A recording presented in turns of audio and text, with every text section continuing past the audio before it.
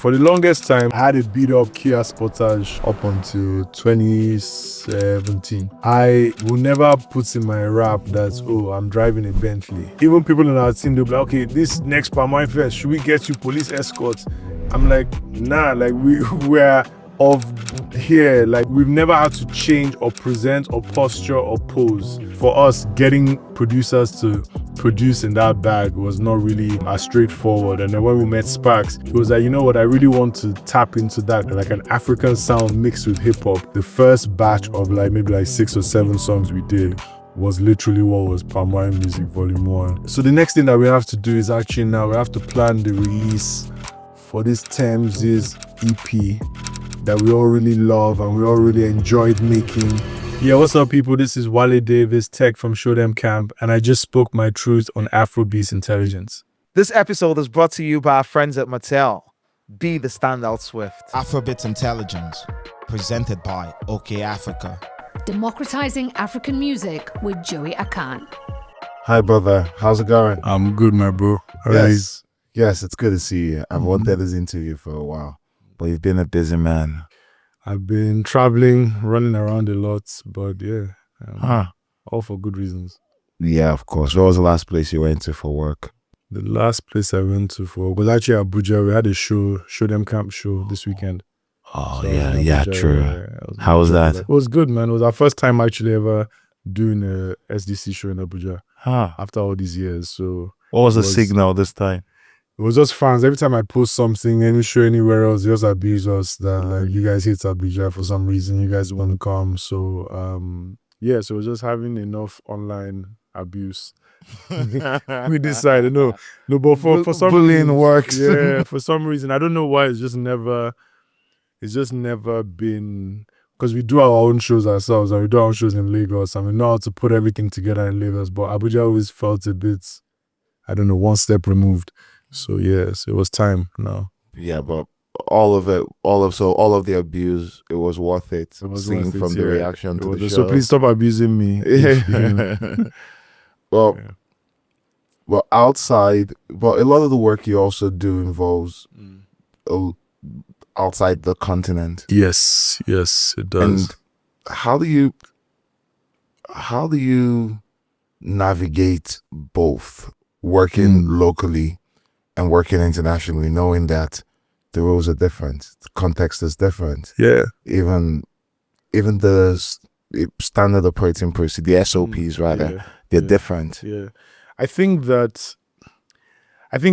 navigating both spaces is different because in here there's some things that I really like about, if we're talking about music specifically, there's some things that I really like about the music space or creating in the music space here versus outside of Nigeria. But then there are other things in terms of punctuality, in terms of standards, in terms of best practice that I think that they have over there that we need to adopt some of that into our own setup here. But at the same time, it's different. Like over there, for example, I'll give an example. Like here, if I want to collaborate with artists, it's literally just call someone, hey bro, let's figure it out. And we figure out a time, we catch each other at a good time, we record the song. Over there, it feels like such a process. Your manager has to speak to their manager, probably your publisher has to speak to their publisher. You then need to go through this long process of booking the studio. Who is paying for the studio? Is it their label? Is it you? The cost of the studio is another thing as well. So you're on the clock as soon as you enter. So it changes the way you create. Like there is here, sometimes you could enter a studio and the first time you meet up is just to talk. Yeah. And you don't create anything. Yep. And Just vibe. Exactly. And the next time is when, okay, I know more about you, you know more about me. Let's go in this direction for a song. But over there from minute one, you have to make something. Yeah. There's a monkey on your back. Yeah, exactly. Wait. So things like that on the creative side, I think here I enjoy the process here a lot more. But then also on the flip side, I just think that there are things like publishing and like other bits that we've started adopting here that saves a lot of problems and issues down the line, with artists, because having been in the industry for this long, you get a lot of scenarios where from lack of information, you get into disputes later down the line, So trying to avoid that, it's better to pencil everything down from jump, I think outside, the reason why you go through that, I think they behave like that to each other. The reason why they make you do that is because you're not their friend. Yeah, facts. Because they Facts. behave like that as Yeah. we act here. That's how they Yeah. act there. Yeah. Because we're friends now. Let's say I can't call these people and they're shifting alliances. But just say, let's say Ghana and Talk, they're okay. Do you think they would book studios and do all of that? No, they just link up.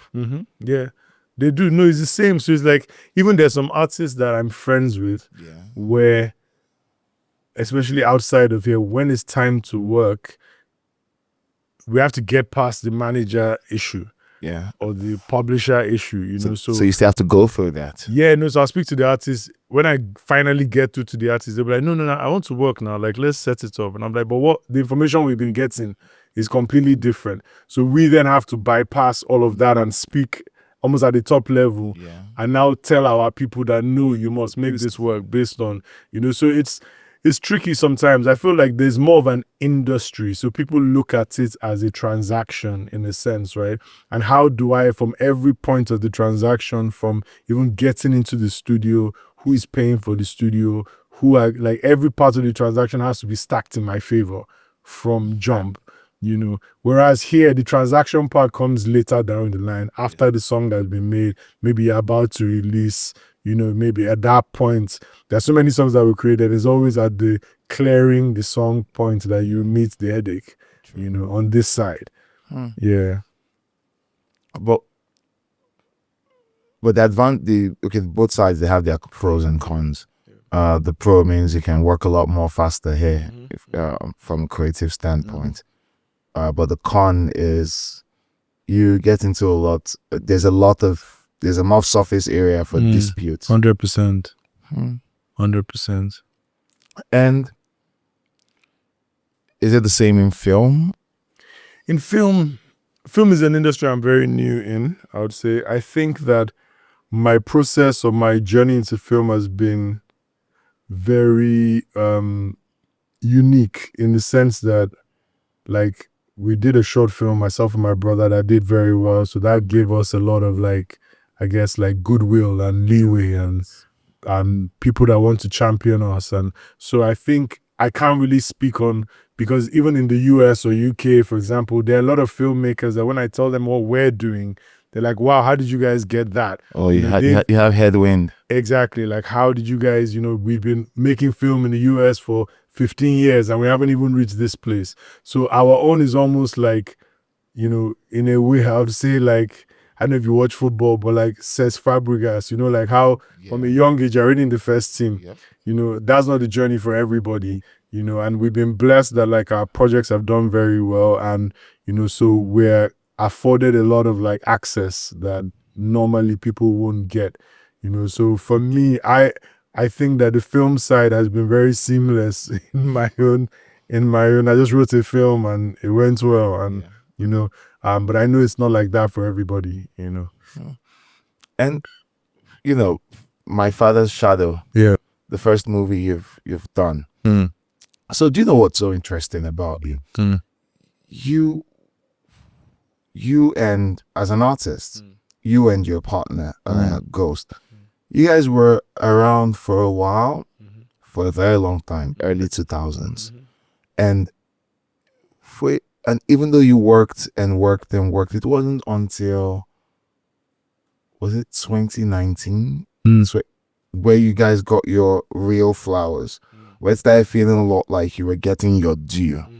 Would you agree with that? I agree. I think so. We moved back to Nigeria. I moved back to Nigeria in 2008, 2009, right? And then we started Show Dem Camp then. And we had been rapping together as friends before that, but like officially as Show Dem Camp, we released our first thing in 2010, right? And then but I think what happened was that like where we were at, or where we thought we were at, was very different from the reality on ground when we first moved back.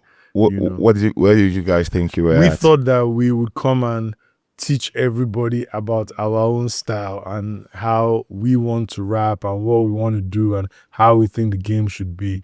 And then very quickly we realized that no, this can't work. But then it's funny because I didn't even move back to Nigeria to be an artist, right? Where'd you come for? My friends were doing a tour. They put together a tour with Two-Face. It was a Two-Face and Friends tour with MTN at the time. And they called me and they were like, yo, we put together this tour. We got a big contract from MTN to do the tour. And, and the contract was way more than what I was earning in the corporate world at the time. So I was like, damn, these guys are getting this much money at age 23 or something. So I'm going to move back. So I moved back and we put on this Two-Face tour. So we went with Two-Face. Nice was on the tour. P-Square, Neto C, Ikechukwu, a lot more other artists, even Neka, a lot more other artists that I'm forgetting about now.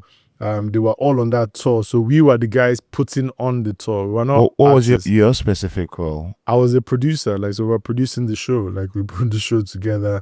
And for me, it was good because it was the first time I had seen, I just moved back to Nigeria. It was like a crash course into all of the artists, all of the people that were doing great things. Nice was just, Gongwaso was just blowing at the time. Yeah. So even seeing that in real time, so already, when we then came into the music industry as artists, we already knew all the artists. So our first album, Dreamer Project, we had Two-Face on there, Sound Sultan, a lot of artists that we had met on that tour, were already supportive of what we did. So it was like the artists knew, but then the public were like, who are these guys? Yeah. So you'd gotten industry acclaim. Yes. Yeah, within the industry, you guys were respected. Yeah, we were respected, half and half. We were respected. The other half were kind of like, who are these Ajebota guys who are coming to enter? Because very much at that time, the industry was really based in Festac. So we would go to Festac to go and meet Two-Face, to meet Sound Sultan, to meet everybody. We would go there at least 2 or 3 times a week, trying to record songs, trying to work with artists, trying to connect with people. So it very much felt like, oh, these guys are some Ajebota guys and they're coming into... But I think the one thing they respected was that we didn't cheat the process. Yeah. We paid dues and respected everybody that, at one point, I remember when the band lived in Maryland, around that side. It took us to go and meet them. We've been around. And then so when we now started to create our own music, we just learned that, from all the things, the way the industry was going, we then started to make conformist kind of music, trying to conform to the sound. That time the BPM was a lot faster. Yep. So we did some records that, I'm not proud of. But yeah, you did what you did, you know? Yeah, you did what you had to do. Yeah, exactly. But they didn't work. That's the thing. So from them not working, we now decide we're actually about to promote a record called Ogidiga. Yeah. With an artist called Tillerman. Yeah, I know Tillerman. Yeah, at the time we're about to promote that record, and we saved up some money. We're gonna shoot with Clarence. You guys have been around forever. Exactly. You guys worked with Tillerman. It's crazy. It's crazy. No, we've seen every era. I've seen every era, every come up, every come down. I've seen everything. Yeah. So you guys did not promote the record anymore. What happened? We didn't, because I had to go to London at the time, and I used the money I was going to use for the video. We had already spoken to Clarence. We went down to, I think it was either Magodo or Ogba, where Clarence was staying at the time. We went to go and meet him. He gave us the concept. Guys, he's at Magodo. Yeah, he gave us the concept for the video, and then he gave us the bill for the video. And I had to go to London for some reason. And then at the time, I just come back from Ghana and I had to go to London. So Jules, the producer, had given me a beat CD. Actually, I'd given FEI a beat CD that she gave me. And then we had a song on the CD, Feel Alright. And I went to London. And when I went to the studio in London, Bodge came down from university. That's how crazy it was. We were still at school. Yeah. He came down from university to see me. And I was like, oh, I have this beats. I was trying to get Burner on the track, actually. And then I played it for him, and then he jumped on it. And then we very quickly got Ladipo on it, put out Feel Alright. And that just completely pivoted our career from the direction we're heading. And that's kind of what started, in a sense, because that was the first song. I mean, we had a song Farabale with Mr. Meiji that did all right before that, but I think Feel Alright was the first song that actually started to get us shows, started to get us bookings, started to get us stuff outside of Nigeria as well. So at the time, like, we just decided that, you know what, this faster pace is not working. This actually feels more like our pocket, and then we just started to explore that sound a bit more. But it was still a while, still then to 2017 that we now did Palmwine Music 1, and things started taking off from there again. You know. When you make conformist music, you know, in the bid to survive, you know, you wanna get the ball rolling, you want something that sticks, and you make conformist music. Do you, deep down in your heart, especially when you're in group, are you guys honest with each other to say this music, we just want to make it work? So the funny thing is that, does it feel like, is that the elephant in the room? No. So what happens is that the funny thing is that we like to experiment. Okay. Me, I'm way more experimental than Ghost. He likes hip hop. So it's like, so me, I'm like, let's try this one. Let's try this one. Let's try that one. So we tried this song. I didn't remember who produced it at the time, but anyway, we had this song, Ogidi Gade. We had another song with Wale that was produced by Fields. And we can rap on almost anything.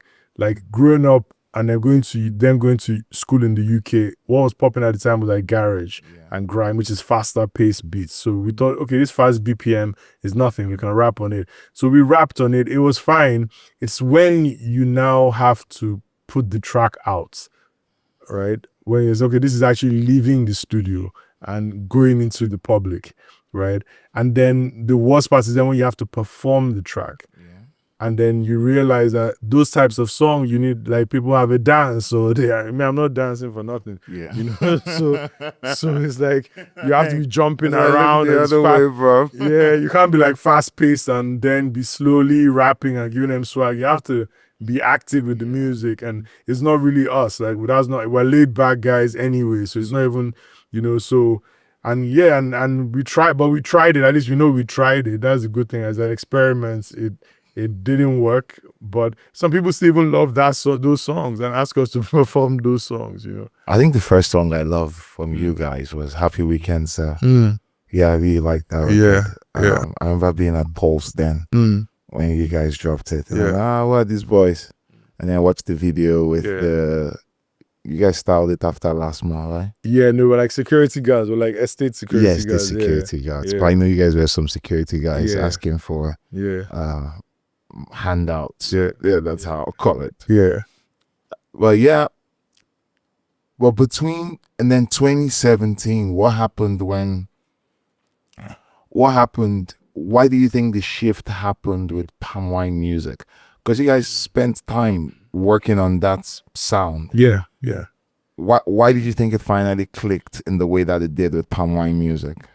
So in 2017, I had a studio on Awolowo Road, or off Awolowo Road. Very small, like I said, a studio, a room, small room, but it was a studio. And it gave us a space or a base for all of our friends to just come and record. And we were like, because now it's different, now we own a studio, like I was pretty much in the studio all the time. So even guys, when they come back from the club, they'll come to the studio. Like, you know, we had a space where everybody, so that was the first place, like, we did a record with Tems and Ladipo. That was the first time we met Tems. She came to the studio, we did a record with Ladipo, Ajay Botta, Tommy Thomas, Mologo, everybody that is now formed the basis of like Palmwine music. We'll just come into that studio and we'll just record. And then we met the producer Sparks, who has produced all of our music. And when we met him, at first, like, he was producer for Lynx and Ladipo. And I'd met him a few times, and Lynx had kept sending me beats, and Ladipo kept sending me beats, like, you should work with these guys, Sparks. So when I met him, we had a discussion, and he was like, you know what, like, I've heard all the Happy Weekend, I've heard all the songs you guys have done, but the SDC me I want to reconnect with is the Feel Alright SDC, which was 2013, so that's a 4-year gap since then. And, you know, I was like, funny enough, that's the SDC I enjoyed the most. Like, after we did Feel Alright, we asked Jules for those same kind of beats. But I think at that time, he then started working with Mr. Easy, so I think that's who got those kind of beats, Jules. you know, and then like, so for us, getting producers to produce in that bag was not really as straightforward. And then when we met Sparks, he was like, you know what, I really want to tap into that because I feel you guys touched something there, like an African sound mixed with hip hop that you've kind of moved away from. And so we just started working, and we just started working on music. And the first batch of like maybe like 6 or 7 songs we did was literally what was Palmwine Music Volume 1. So then we had also then decided as well that like in terms of the industry, the performance side of the industry, we also were not comfortable with, you know, because there you'd get a booking, you'd go to like Lagos Countdown or Echo Hotel, and there'll be like 50 artists on the bill. You have your 10 minutes, you do your thing and get off. Like, and even if you want to, like, we'll be arguing with promoters, we want to use band, we want to say, bro, like, there's no backline even. Yeah, do your 2 songs, DJ exclusive will give you your 2 beats, you perform and you're off. And so you're churning off. And it was really just like, who has hits? You know, because the fans just want to hear like the popular hits and then you get off. So you can't even explore your catalog or anything. You just, so we're like, yeah, we want to actually perform and actually like connect with crowd and build a crowd. So maybe we start something smaller.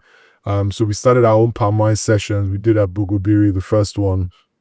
It was like 100 and something people. Then we did another one in Ilupeju on the mainland, another 100 and something people. Then we did another one again, somewhere on the island. That one was bigger.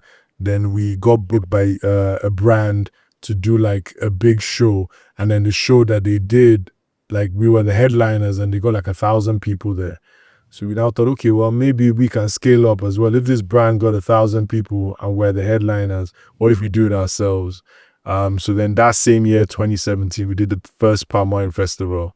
And, you know, like I said this before, I was really inspired by a friend of mine at the time who had just done an art fair in 2016, I think, Artex, which was the first time they did Artex. And so for me, seeing someone close to my age, like creating something at that scale, a piece of IP that belonged to them, I was very inspired by that, you know, and I was like, you know what, like, how about I create my own festival? It can be small, but we own it and we can curate it and we can give people music the way we feel it should be presented. And then it gives a platform for all of these boys that are coming up, all the Odunsis, the Santis, the Falanas, people that we've all just been grouped in this Alté lane, but I feel like quite a lot of them are, like Falana to me blends jazz and, you know, like, boy, I feel in Nigeria, like, Falana and Odunsi are 2 different artists, but they're grouped together, you know. So all the people that we the first show we had Black Magic, MI, Lynx, all the people that were just in this lane of different kind of music, you know. Yeah. It's interesting that said they grouped us. Yeah. As if it wasn't self-inflicted. No, the group, I've never ever come out to say, like, I think the first time I ever knew that we were alternative was the Headies. That's the first time I ever knew, like, that's the first time anybody has ever group, like, we were nominated for Best Alternative Group. But you didn't protest. Now let's collect our award at the time. Like, I wanted to collect our award at the time. And I also feel that, like, in Nigeria, the perception of hip-hop is that, you know, artists like lyricists on the roll and all that those type of categories. At one point, I feel like it was like Mood 9's house. Yeah. Like, and like it would be sacrilegious to give it to anybody but Mood 9. And then from there, I also feel like lyricists on the roll is always like literally lyricists, people that are like, you know, going in all the time. Like, but you go in all the time. We do, but I feel like, you know, they've been able to classify us as Palmwine because some of the songs are sweet sounding or just like happy songs or vibes. We don't need to go in all the time. Whereas, like, so I don't know, for whatever reason, the Headies never nominated us for hip hop. They would always just put us as alternative group, you know. The kids that had more of an Alté sound, like Odunsi, Santi, who else? Lady Donley, people like that. They're like a generation after us. They're like very, I think the only thing that we share musically is that we've collaborated before, and also we have been independent our whole career. So that independent energy is something that they came up as a group, as friends or whatever. Eventually they all signed label deals, but at the beginning they were very independent as well, and they grew their own fan base. But other than that, I don't think sonically we are too similar. You know. You guys never signed. No. During the 2021, 2023, these are the Mount Rushmore years of Afrobeats, when everyone was collecting a check. You were collecting a check, but it was a different type of check.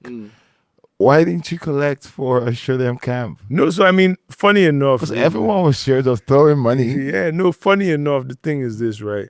At the beginning of, like, when I first moved back, most artists, I remember the first time I saw Chocolate City, because we moved back, so we put our first track like 2009, 2010, and then I think late 2009, 2010, that's when MI and them came out, and it was a label, it was Brymo, it was MI, it was Jesse Jags, Ice Prince.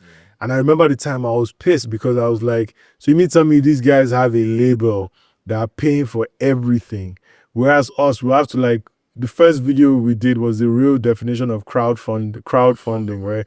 My auntie dropped one money here, my uncle dropped one money here, my friends dropped some bread. One girl I was probably dating at the time paid for fuel. Like, it was just a real, like, group effort, you know? And so for me to see a label supporting artists doing the same hip hop, I was pissed. Like, I was really pissed. And, like, it's not for want of trying. Like, at the beginning, before there was labels, there was always, like, chairman or one uncle or one Egbo or one Yahoo guy or somebody that was always down to drop money for artists. So we've actually we've met all these people, we've given them proposals, done decks, so many decks, like, got so many promises actually, but for some reason it never just panned out. You know, like, I don't know, maybe they didn't see the commercial value at the time. And then when the labels came, we had one conversation with, I won't say his name, but one of our guys. I was running a major label at the time.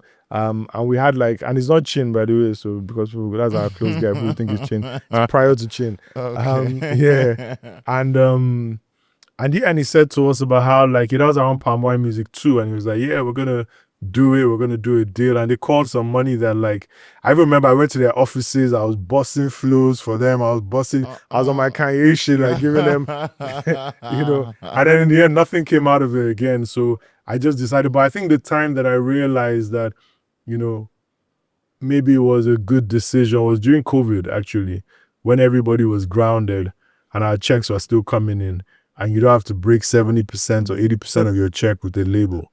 You know, it's all you.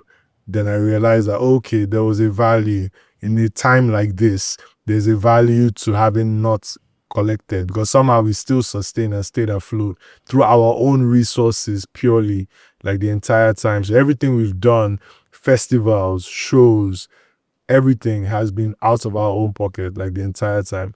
There's no maybe one Palmwine Fest we did where we got a major sponsor, but the rest of it, everything has been from our pocket. And you guys take great pride in it. There's this indie pride, Yes, independence. 100%. Like, yeah, it's us. 100%, 100%. Especially, like, at the end, right? It's like we've built a community of artists where I've never charged. I've been on everybody's album. I don't charge people for album. I also don't.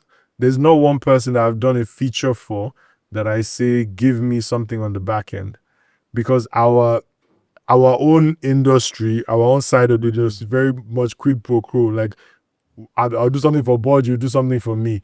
We'll do something, like, now, yes, you have to do your paperwork and get your splits or whatever. But in the past, when there was none of that, we just used to do favors for each other and show up for each other. So if Bod is doing a show, I'll fly from wherever I am to show up for that show because he has done that for me so many times, you know. And I think that, like, you know, at this stage, that independent, like, at this stage, at this big age, who do we now want to sign for? Sure. You know, sign to, You know, for us, we're at the stage where we need to now be developing new talents and putting money down on new talents and building that.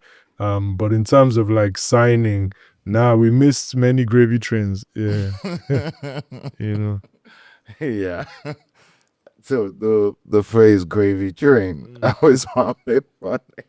So the phrase gravy train, I always find it funny because how can you put the gravy on the train? Yeah, facts. It's true. And the thing you have a train of gravies. And the thing is, as well, what's crazy is a lot of people. I mean, it's a gamble all the time. Yeah. A lot of people have gotten out of those deals now, right? Where the labels have said, okay, we're not going to make this money back, so we drop the artist and we write it off as bad debt, you know. So in a way, those people too, they didn't lose because they collected the bread and now they're free. Then who lost? I feel like the labels lost. Well, that's first order. That's first principles. Yeah, but and I feel the if, music. But if you want to go past that, then I feel like the music industry lost. Yeah, I feel the music industry. It's all we all pay that loss forward. But I feel like the music industry lost more in the sense of one, the music, and two, in the sense that like investment. But also, what I've also learned from being outside of here is that record labels and music industry people are like vipers, like leeches. Yeah. So if there's nothing to leech on, they will move. True. There needs to be something you're collecting from. You know, so once they see there's an opportunity there, some of them, the smart ones, will go and gamble ahead. Yep. Some other people will be late to the party and just throw big money down. But at the end, if nothing is there, they move to the next place that they smell blood. True. You know, and so even here now, if like two artists should just go and blow again globally, they will all rush back. True. You know, because they're like, okay, maybe it's now time. Maybe they're now ready fully. And that's just the way. So I feel like if you are playing opportunists at their own game, I need to like you because they say you can't guy a guy, man. Yep. I feel like Nigerians are the master guy, man. In my opinion. So in a way, in a manner of speaking, it was Debbie Day. Yeah.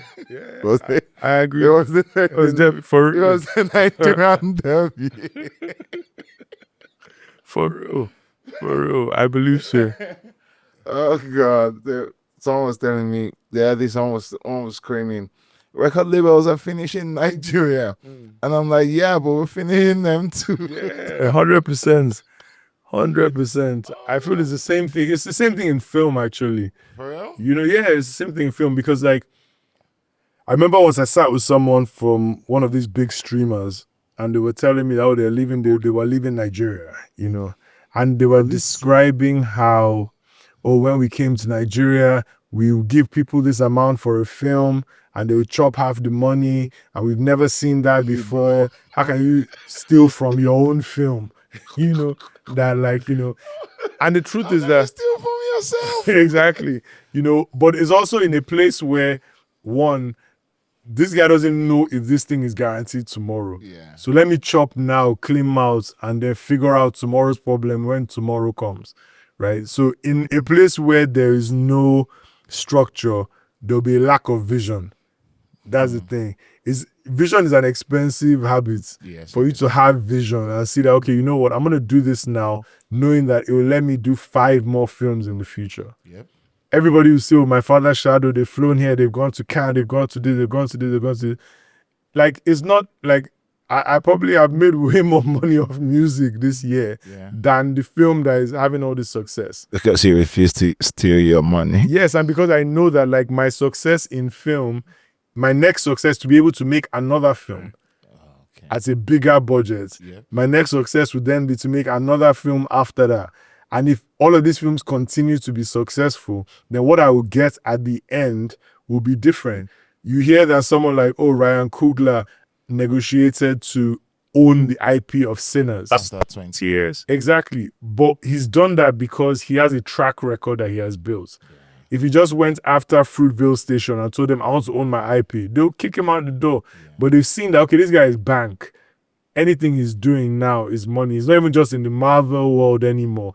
Just him doing a film, as long as he calls Michael B. Jordan, they're going to cash out. You know, so again, it's a long game.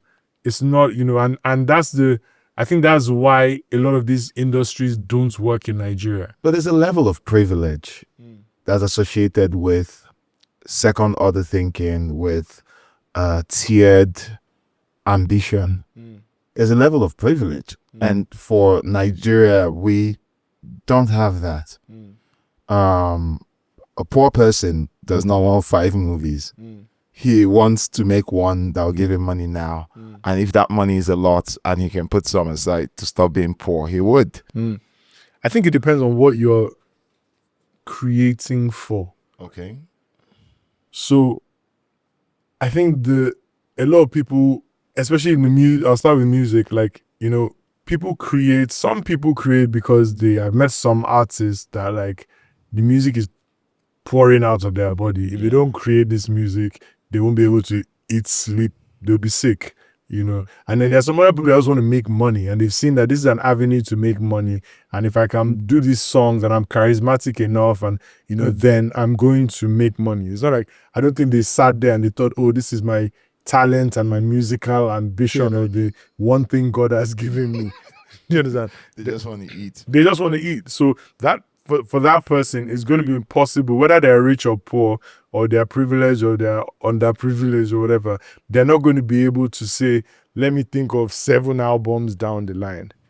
Like that's just the reality. They don't have the framework for that. They don't. They don't have the framework for it. They don't have the mindset for it. They don't have the talent for it as well, if I'm being honest. Yep. And then there are other people that like, I know that at the moment there's a lot of controversy. Everybody's slamming Burna, for example, but that's one of the most talented people that I've ever seen music-wise. Yep. Like in terms of Me too. pure music talent. Me too. And so someone like that, he can go into other verticals based on other, maybe he might act one day or start a fashion brand or do alcohol or other verticals that might be interesting, but his main driving force will be his music. That he'll be touring like the Rolling Stones when he's older, still making music. There are a lot of other people that have already pivoted now. True. So even if you look at, like, I'll use from my generation, I'll say 2 of the most successful pivots would be someone like Nato or Lynx. They no longer really do music or create music, but they pivoted from music as a stepping stone into another career path. So it's all relative, but I think with film, the difference is that, like, I've not come into film, first of all, looking at that as a way to make money. Why in film then? Because I just felt like I wanted to write some stories and tell some stories, and I want to change the depiction of how we are portrayed. I also feel like part of the reason I'm even in music is because growing up, I would always see LA, Compton, Inglewood, Brooklyn, all these places that I knew of before I even went there. Before I've even seen any of these places, I know what they wear. I know the way they wear Timberlands. I know they drink this drink. I know they do their hair this way. I know they crip walk and all of these things that are not even part of my culture, but they've sold me their culture. And so for me, I'm like, well, our own culture is equally as interesting. So why don't we sell that? Why don't we show, even Happy Weekends, even to go back to that time, it's still very much, my cousin came from London and he was like, yo, man, like, people here are so nice, they were just wishing me happy weekend everywhere I go. And I was like, bro, they're trying to get money from me, and so even just that, we thought that would be interesting to put in a song, just culturally, just to show things, nuances of things that happen where we're from. And start selling that back to the world as opposed to always consuming what they are giving us. And it's the same thing with film. It's like our stories, I'm tired of watching, if it's Hollywood's portrayal of Africans, it's some people with some weird ass accents that you don't know. Where are we going today? Like, how do we get, like, I don't know those people. I've never seen those people before. You've never heard anybody speak like that. I've never heard anybody speak like that. And then in terms of, like, from here, I find that I'm not knocking the industry at all, but I find like a lot of people, I have a friend, for example, he writes Nollywood films. And so whenever I speak to what you writing now, I'm doing the Nigerian version of this other thing, which is then you're still consuming Western culture, bringing it here, trying to flip it around and repackage it. Yes, no, that's he's our new age Esteva. Exactly. So he will get people here who watch it for entertainment, but he can't travel because those guys who created that will look like, oh, this is just a rip-off of our thing. Yeah. And it's not with less resources and less technical know-how, so then there's always going to be a block somewhere. For me, I just thought, okay, you know what? I want to do something very soon talking about the music industry here and how unique it is, but in a cool, creative way. Like I want to, because nobody knows that. People look at it from outside and they think that our industry started with Ye or Essence or one of these songs, not knowing that like people have been here putting in work for time, And so how do you then document that or share some of that in like something that, because people now on their phones. So I also realized that you hear and but really you watch, you observe, you see. Yeah. So how do you create things that people can see? Because I feel like that will cut across faster than music, And, you talk about, so a very key or rather recurrent position here for you from this conversation has been, I need to. We need to show them. First, you were like, I need to come back from the UK and show them how we do it. Then we need to get something this week. Is it always burning with you? Yes. There's something a friend of mine, Akan, said once, a producer. He said, yeah, let me get a little burn. I see what you did there. Just, and get a little burn.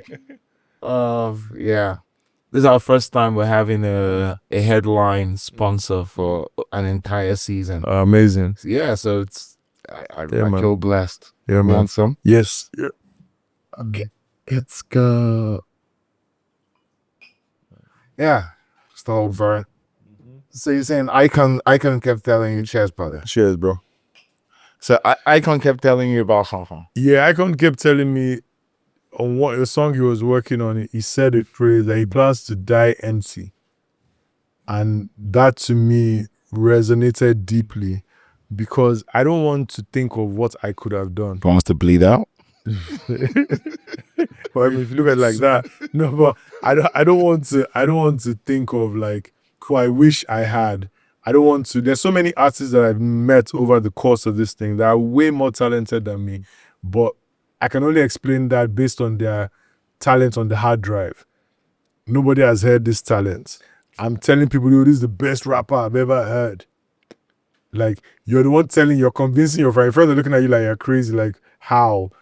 With this guy, I've only heard 1 or 2 songs and they probably put out their most commercial record. Yeah. How can you tell me this is the best rapper you've heard? Or there's this singer who I think will sing everybody under the table, but like is on the hard drive, is in the studio sessions. So the actual doing is another challenge as well. Like being able to say that, you know what, I'm going to actually like, now it's even easier, but back then, I'm going to be a rapper in Lagos. Yeah. That's that's what I want to do as my job. I've studied every job possible in life, and I want to be a rapper in Lagos. That's a tall order. Yeah. People think you're crazy.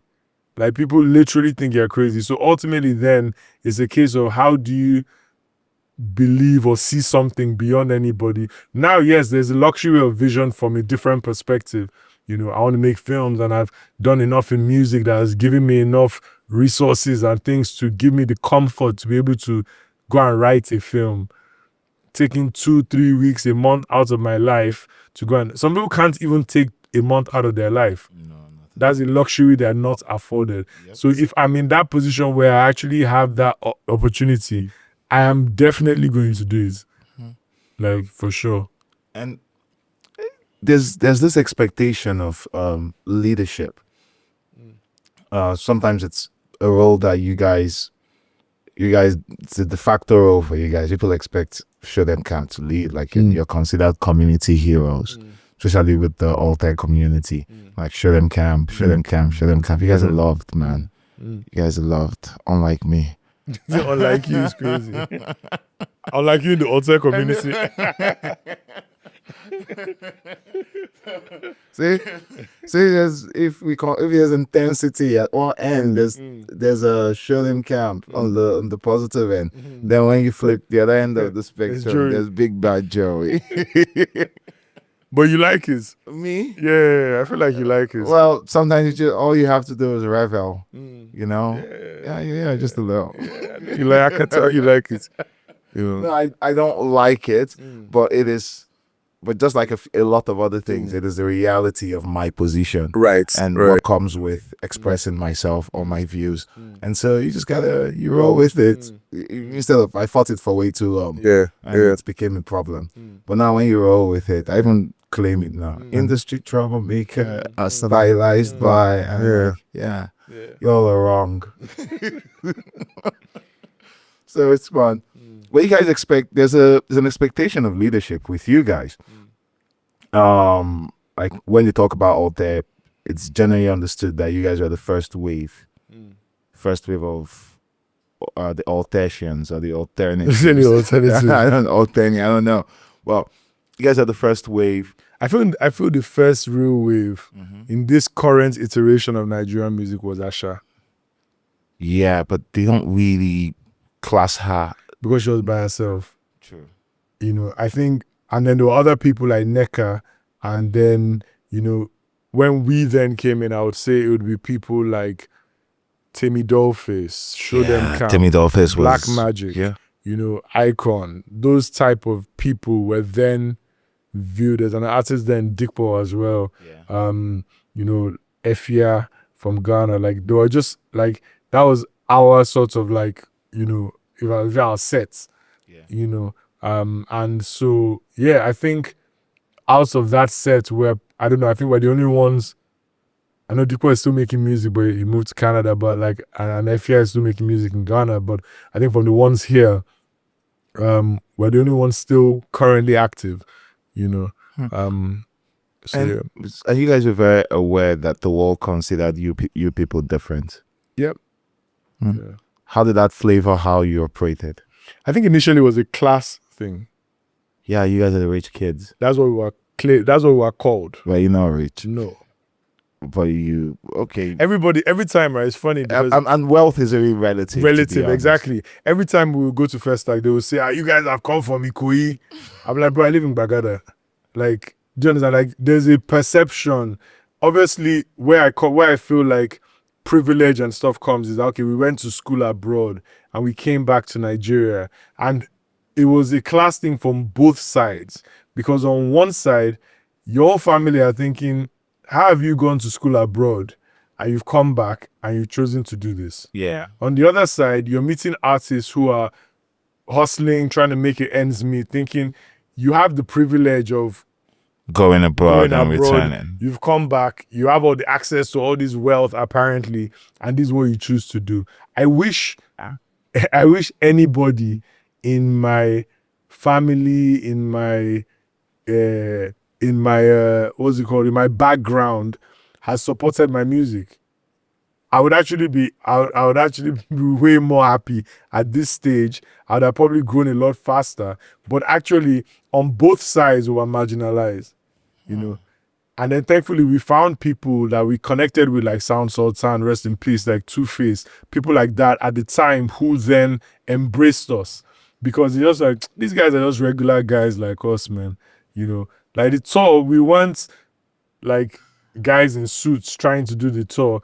It was like, I don't know how these young boys cashed out and are doing this tour, but they are cool guys. They are smoking with us, they are chilling with us, they are drinking with us, they are partying with us as well. They love the music as much as we do. You understand? So they embraced us, you know. And that's why I think for the longest time, because of our own orientation in music, it's difficult for you and especially wanting to be authentic to your perspective as a writer, as an artist, as whatever it is, right? I can't create better, I realized after a long time, I can't create better music that will connect in Nigeria across different groups than Olamide or Fino or anybody else. And it's more a thing of their perspective. their perspective will always be deeper than mine. Sometimes you hear some rappers trying to put Yoruba in their music, and you're like, bro, like, you're not really about that Yeah, life. you're Like, forcing it, man. Yeah, you're forcing You're forcing ball. Exactly. Do you understand? And so for me, we just understood our positioning and said, you know what, if this is our fan base, let's just grow our fan base. And our fan base to me has mainly been music lovers. That's what I think it is. It's specifically music lovers. People that want to come to Palmwine Fest, hear live instrumentation, hear artists you may never have heard of before. It's about music more so than hype, you know. So yeah. And yeah, that's amazing. And with working together, you know, I'm right to say you guys had siege mentality at some point. Yeah, 100%. And working together, growing this, and I'm trying to frame this right in a way where I can frame it right. So working together, understanding that this world is, or you guys are seen as a different set of people, alternative from the mainstream. How did that inform how you moved? I think it gave us a freedom in how we moved. It was, you found the freedom in the in-between. I found the freedom in the honesty of it all. I'll Okay. give an example. For the longest time, I had a beat up Kia Sportage. That's what I was driving up until 2017, right? I will never put in my rap that, oh, I'm driving a Bentley. I'm driving it. So, and also as well, till now, even people in our team, they'll be like, okay, this next Palmwine Fest, should we get you police escorts? I'm like, nah, like we're of here, like we'll be moving around. You might bump into me at the Palms, or you might bump into me at a club, or you might, and it's still easy access. Yeah. Like we've never had to change or present or posture or pose.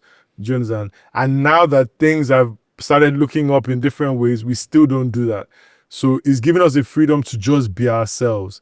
You might see ghosts out clubbing one night, drinking, having fun, whatever. Like there's no, because it's been authentic in the way we've done it and we've come up, there's no need to form. You know, I can never, I feel, you know, at the time in Nigerian industry, there was this like trap boy aesthetic that was going around, right? Yeah. Where a lot of people, the bigger artists, like your big three, for example, they have a lot of ice. Yeah, it's a hip hop aesthetic. Exactly. And then you now get a lot of artists that can't afford ice that will go and wear fake ice. Do you understand? Like These days, they don't even bother affording ice as long as you have your Baki and Kana. You're good. Facts. Get your Baki and Kana, you're good. Facts. But back then, that's what it was. So it's like, but we can't pretend. Like it's just we have to demystify the artistry, the you know, and that's what I think helped us. And I think to the leadership thing you said, I think it's just actually trying to support artists the way other artists supported us. Yeah. Like literally, that's it. There's no reason for Two-Face to have done songs with us. There's no reason for Sound Sultan to have done songs with us, but they did. There's no reason for Neka and all of them to have done songs with us, but they did. So for us, if they can do it for us, then we can do it for the next batch of people coming up. And also, I think that's what also keeps our fan base. That when we go to the shows, we see people older, see people our age, and we see like the younger generation. And I'm always baffled, like, how is this 19, 20-year-old connecting what we're doing? But I think it's also the connections we then make in the music, you know? That's because they want to enjoy senior jokes.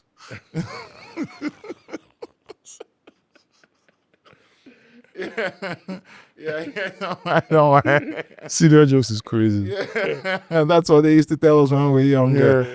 You're joining in above your weight or your age grade. But yeah, so you have that cross-generational appeal now. The people you came up with, the people after them, and even the people after them. You still have them because you can draw the connectivity across board. Yeah. And still in the vein of supporting artists, you play you're also a supporting cast in Thames' journey. From collaborator to supporter and exec. And I'm thinking, what learnings or what learnings from your journey did you put into this one? I think that Because they're adjacent roles. Do you mean for me or from you within navigating the space and then flipping? I think for me, I've worked with a lot of artists. I worked with Ladipo at a stage. I worked with Bodge at a stage. I worked with my cousin who's in the US, an artist named IOJ at a stage. Why? Eh? Why? What do you mean? Why? Why do you persist? I think because I realized very early that I derive as much pleasure being in the studio with other artists working on their music as I do working on mine. I just like being in the studio. I just like seeing people create. I just love helping people create. Like, I enjoy it. It's something I derive a lot of joy from. I enjoy the idea of music and music being created. If I meet a talented, there's amount of times where I'll say to my team or my people that this year, no more artists. I'm not doing it again. And then I'll hear somebody will send me someone's music.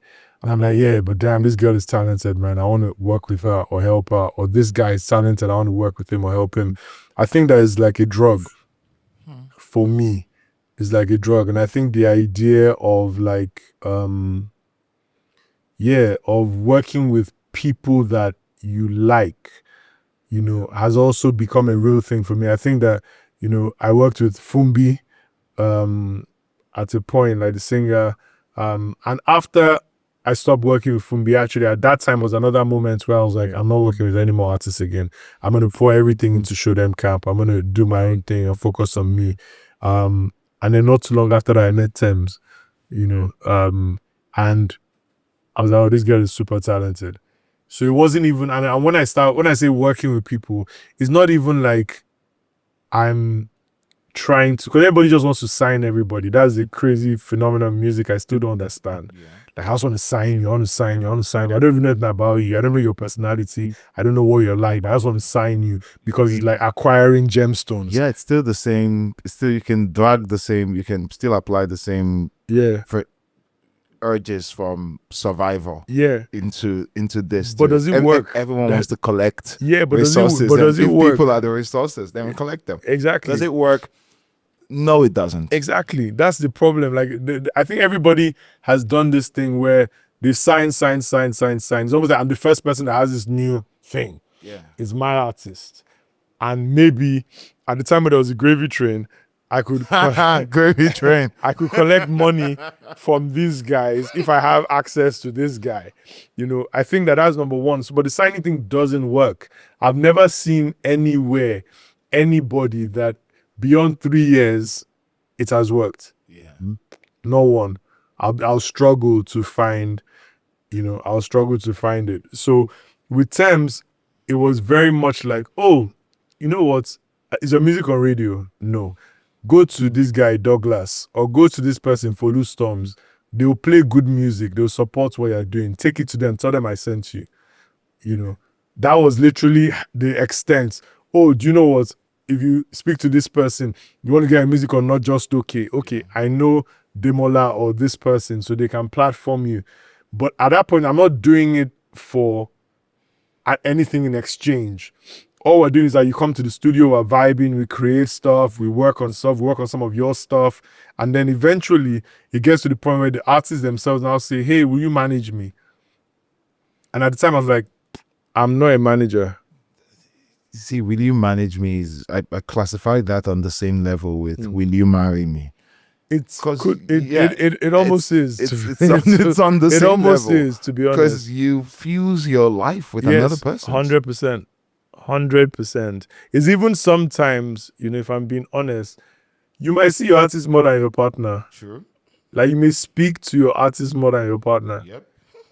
So that's also another thing. So it's like, at that point, I don't even take those things lightly. I have a fear of disappointing someone. So I'd rather not get into a committed relationship because I don't want to disappoint. Yeah. You know, so even at that point, like, oh, okay, so what do you want from a manager? I can't do that because I'm an artist myself. I don't know. I'm not going to follow you to the radio station in the morning when you have an interview. I'm not going to, you know. So we decided, okay, you know what, let's find an actual manager, you know. And then we started looking at something, and at times ourselves, the same question. And that's why I feel like she has a great sense of discernment because number one, she asked me to manage her, not the other way around. And then number two, one day she just came and said, oh, I met this guy, Muiwa, and I think it'll be great. And I had already worked with Muiwa with a record we had done with Nonso Amadi. So I already knew of him. And we spoke and we connected. And since then, it was actually the best because I feel like where our traits, if it was me and Tems, I were both very reserved. I'm not going to like go out of my way to, you know, Muiwa is very outgoing and very, so we balance each other very well. Like we know how to temper. He presses the accelerator, I press the brake. You know, I feel like, you know, it's a good balance, it's a good team. And to be fair to her, she picked that team. She saw what she saw in everybody and brought them on board. So I always say to her, she has great discernment in putting a team around her of people, you know. And I think what I've learned and what I put into it is just certain pitfalls and certain mistakes that artists have made over time. You know, some artists try to jump too early.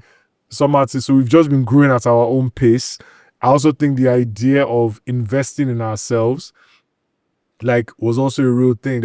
And having an artist that understands that, look, we need to put money into this live show. We need to build out the live show. So that and it's an investment. It means that you're not going to see as much money right now, but over time, more people are going to invest in your live show because of how it's put together, you know. And having somebody that understands that, again, the gift of vision, you know, is also very, very important as well, you know. And in all of this service, what you getting back for yourself? I think that like I know service itself is selfless. Yeah. So it's supposed to be in service of something. But from that portal, what comes back to you? I think a lot of things come back to you. One, the first thing that I place over everything is fulfillment. That's number one. And that sits atop everything else. That sits atop everything else, yeah. Because fulfillment to me means that I enjoy what I do, first of all.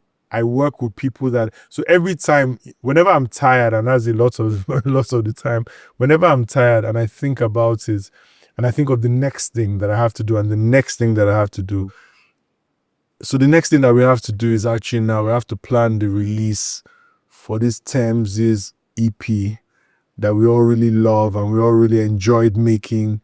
And we're actually it's not government work. Is a party or an event, you know. So at the end of it, I consistently, when I think that gives me a second wind all the time, is that actually, but you love this thing you're doing, you know, that fulfillment every day of going to something. Yes, it could be a tour and you're tired from the tour, but when you remember what it is for, then it pays in your mind. You get a little bit of a payoff. Then the next thing, obviously, is that the resources that you derive from all the different things that you do as well. Those resources for me, it's crazy.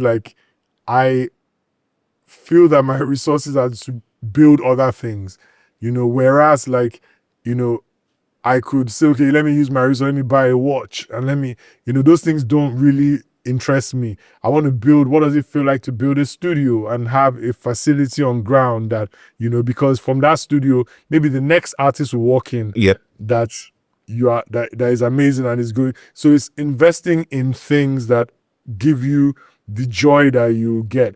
I'll enjoy being in the studio. I'll enjoy working on more things, but now it's my space and I can dictate how the space comes together. But I think I'd also enjoy, you know, being in a Tiffany, you know? Being a Tiffany? Yeah. I'll probably enjoy being on the beach more in Jamaica. Yeah, that's for me. Experiences for me are better than items. for the experience of using It that. wasn't the experience of the item. You know what's crazy, actually? You know what? I went somewhere. I was going to see one of my friends, right? Yeah. And he was like, well, I was hanging out with him and he was like, nowadays people just give me stuff, right? So, Oh, that's a cool thing. yeah, so my friend was like, oh, you're coming out. We're going out tonight. No. Wear this watch. It was like an AP watch or something. I'm like, bro, I'm not really a watch guy. He was like, no, trust me, wear it. And that was the first day I understood, like, what watches are for men. For real? Because people just be there, it's like, and I'm like, oh, snap that. Like, you know, or For real, someone. that happens. Well, I've never used an AP. No, so trust me, I it don't was know. that one night. I felt like Cinderella at the ball or some shit. Like, So people kept literally, noticing it. people kept coming up to me, bro, nice watch, man. Even women as well be like, yo, that's a lovely watch. And nobody hacked your hand. Bro, nobody, thankfully, or nobody, I'd give it up real quick. They came with force, and take is not mine. But but like, on the real, I realized why people enjoy things. Yeah. Because things also affect the way other people perceive you. Sure. Yeah. Sure. So, yeah. I mean, I like play. experiences. Experiences. Yeah, because it's for me, you know. Exactly. Yeah, and experiences, I can enjoy it a million times in my head. Exactly. Over, and stuff just fades. And so, just before we go, in all the forms you've taken, you are rapper, friend, supporter, even the official roles, manager, writer, all of this. What's the central line for you that connects it all? When you think of all you have done, what's the central theme here for you? I think for me, Apart from, yeah, emptying out yourself. yeah. I think for me, it's about people, man. Like, that's really what I genuinely believe is about. I believe it's about people because I feel that, like, I've been put in a position where I can platform or champion people. I've also been put in a position where, like, let's even remove music for a second, talk about film. There were 200 cast and crew on our sets. Whoa. That's a lot of people. That's a lot of people. That's people that you're paying, you're taking care of, like, you're moving, you're responsible for that. So when people say, oh yeah, my father's shadow, Wale, Akan, his brother, there's 200 people that's their achievement. Like, that's their achievement. I'm the lighting guy on my father's shadow. I'm the cinematographer. I'm the camera assistant. I'm like, that's one, I got paid for the job and I got treated with respect while working on the job. And then number two is that I can always, my own IMDb, like, I can always put my credits, my film won this and won that. Yep. Hopefully it raises my value in my own industry as well. Yeah. So that's another thing that I think is important. I think on a personal level, the common thread is experimentation. Okay. I like to experiment. Like, I don't look at it as, I have ideas in my head of things that I want to do. Maybe like 10 other films, right? Maybe not all 10 of them are going to get made, but from my notes, I have these 10 ideas, at least 1 or 2 get made. Sure. And that's just from my notes. So for me, it blows my mind. So you mean this thing that we did in this small studio in Bagada, I'm in Atlanta and people are singing everything back to me, or I'm at Palmwine Fest and people are singing it back to me, or this film that I wrote in my bedroom, people are watching it on the big screen and are crying or are emotionally involved or invested in the film. To me, that's a form of, like, magic. Yeah, it does. Yeah, like, and that to me is, like, very addictive. Being able to keep creating and being able to create at a high level is very, very addictive. Like, that's why I understand why Kanye West is mad. Yeah, because I understand fully. Because when your brain continues to spray you that level of chemicals, yeah, you go mad. You go mad. Yeah, like, for sure. Infinite enjoyment glitch. Yeah. It's like mentally. It's like when he says, "How can one man have all that power?" I understand. Yeah. Okay. Yeah. I think we now understand. Thank you so much. Thank you, bro. Bless. Thank you for coming to do this. No, of course. I think it's our first interview ever. Yes, it is. Yeah. It took so long. It did. It did. Yeah. Thank you for coming to this. Thank you for the work that you do. Thank you for improving earth and for giving more than you receive from it. But for artists, he has experimentation resources, as he calls them. For fire artists. For fire artists. So look only. for him. All right, bro. Let's end this. Thank you. Thank you, man. I appreciate you.